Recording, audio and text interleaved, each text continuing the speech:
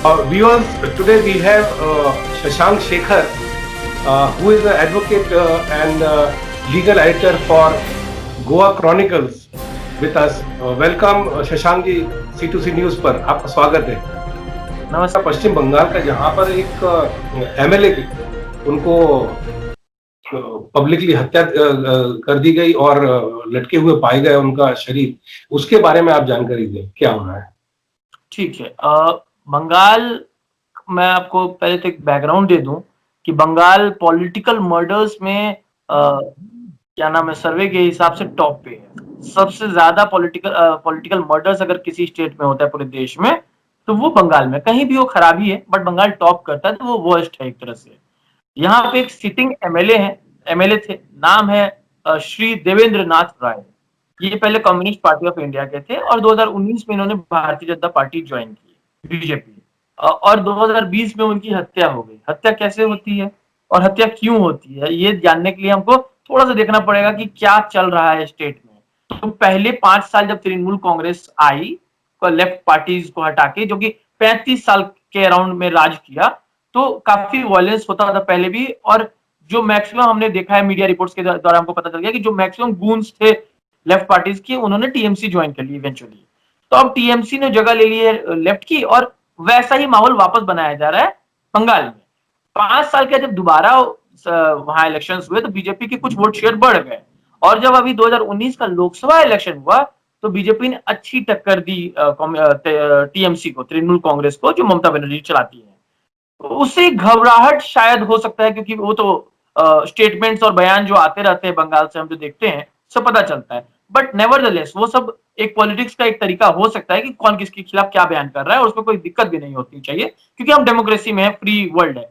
लेकिन होता क्या है कि ये विधायक अपने घर पर है रात में 10 बजे तक। रात में कोई काम से वो बाहर जाते हैं साइन वाइन करने के लिए, किसी बगल के चाय की दुकान में, वापस आ जाते हैं। रात में 1 बजे इनको कॉल करके बाहर बुलाया जाता है। ये कॉल पे बाहर जाते हैं, देख सीसीटीवी कैमरा में बाइक वगैरह रिकॉर्डेड है वहां। उसके बाद फिर इनको, इनकी वाइफ को भी नहीं पता है कहाँ जा रहे हैं, बोला गया कि ठीक है आ जाएंगे। और इनको कुछ दूर सुबह पता चलता है 5 बजे की, कुछ दूर पे इनकी बॉडी लटकी हुई है। अच्छा, फांसी जब भी किसी को लटकाया जाता है, क्योंकि सुशांत सिंह के केस में भी हमने देखा कि फांसी पे बोला गया, लेकिन किसी ने बॉडी देखी नहीं, और इसलिए बहुत सारे क्वेश्चन उठे। यहाँ तो बॉडी भी देखी, मैंने खुद वीडियो देखा, आप भी देख सकते हैं, क्योंकि बीजेपी बंगाल के ऑफिशियल ट्विटर हैंडल ने वीडियोस रिलीज किया था बॉडी का। तो जब भी आप किसी को फांसी देते हैं, तो आंख निकल जाती है बाहर, टंग निकल जाता है, अगर फांसी से हत्या हुई, फांसी से अगर मौत हुई हो तो। ठीक है, ये क्लियर है। इसीलिए जब कैपिटल पनिशमेंट कोर्ट के द्वारा ऑर्डर दिया हुआ अगर सरकार लेती है, तो चेहरा ढक देता है, जो हमने मूवीज के डिपिक्शन में देखा होगा। इस केस में क्या है कि कुछ नहीं है ऐसा। दूसरी बात कि एक रात पहले वहां बारिश हुई थी, तो अगर कोई आदमी चल के आएगा, अगर फांसी पे लटकेगा, तो पैर तो उसकी मिट्टी से सने होने चाहिए, वो भी नहीं है। तो इससे लगता है कि इसको बाहर से लाके लटका दिया गया। या फिर अब, और एक तीसरा चीज और भी है कि जो रस्सी है, तो आप कैसे लटकेंगे कि एक रस्सी ऊपर लटकी और आप लटके हुए हैं स्टूल से टकरा के। यहाँ पे वो रस्सी घूम के उनके ही हाथ में फंसी हुई है। ऐसी फांसी तो मैंने आज तक नहीं देखी। मतलब आप खुद सोच के देखिए, आप फांसी पे कैसे लटकेंगे? आप टेबल पे खड़े हैं, फांसी का फंदा गले में लगाया और कूद गए। तो टेबल नहीं रहा तो आप झूल गए और आप मर गए, क्योंकि सांस रोक के कोई मर नहीं सकता खुद से। इकलौता तरीका यही है। यहाँ पे तो उनकी रस्सी उनके हाथ में लटकी हुई है, इसका मतलब दिखता है कि ये मर्डर है, ना कि सुसाइड। कौन मार सकता है, यहां तक मैं नहीं पूछा था, लेकिन मैं बयान देखा लोगों का। अगले ही दिन मैंने देखा कि लोग के बयान आ रहे हैं, टीएमसी और गवर्नमेंट का एक तरह से बयान था कि ये सुसाइड है। उन्होंने तुरंत, जैसे जैसे पालघर में सीबीआई को दे दिया, यहाँ भी सीबीआई को दे दिया।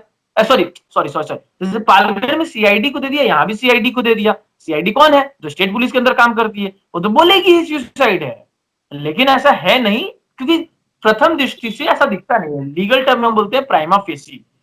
उसी को देखते हुए कोर्ट ने इसमें नोटिस जारी किया है, और रेस्पोंडेंट्स, यानी कि हमने 2 रेस्पोंडेंट बनाए हैं इसमें, यूनियन ऑफ इंडिया जो केंद्र सरकार है, और वेस्ट बंगाल की गवर्नमेंट जो दूसरी पार्टी है। तो वेस्ट बंगाल गवर्नमेंट और इन दोनों को नोटिस गया हुआ है, और 6 वीक्स में रिटर्नेबल बोला गया है इस केस में। तो हमें उम्मीद है कि इसमें न्याय मिलेगा। मेरी बात उनकी वाइफ और उनकी बच्ची बेटी से भी हुई है। बेचारी छोटी सी 10th क्लास में पढ़ती है। मुझे लगता है कि उनके उनके घर वालों, उनके हस्बैंड को, उनके पापा को न्याय मिलना चाहिए। और इम्पोर्टेंट इसलिए भी है कि नॉर्मल इंसान के पास सिक्योरिटी नहीं होती है। मतलब अगर मेरे साथ कोई दुर्घटना ना हो जाए या आपके साथ हो जाए तो एक बार भी पुलिस आएगी या नहीं आएगी। बट ये सिटिंग एमएलए है, सिटिंग एमएलए के पास तो प्रोटेक्शन भी होता है। आई डू नॉट नो कि स्टेट पुलिस कर क्या रही है और किसके लिए लड़ रही है। जिसको देश के लिए लड़ना चाहिए, जिसको सुरक्षित रखना चाहिए समाज को, इस समाज को ही मार रही है जस्ट बिकॉज क्योंकि दूसरे का पॉलिटिकल व्यू आपसे नहीं मिलता है।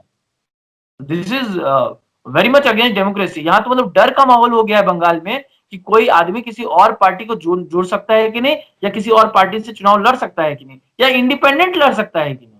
तो जो संविधान बाबा साहब अम्बेडकर और डॉक्टर राजेंद्र प्रसाद ने बनाया था, जिसमें बोला गया था कि कोई भी इंसान किसी भी पार्टी को चुन सकता है, किसी पार्टी के द्वारा चुनाव लड़ सकता है, ऐसे जगह पे इस तरीके का माहौल बनाना बहुत दुखद है।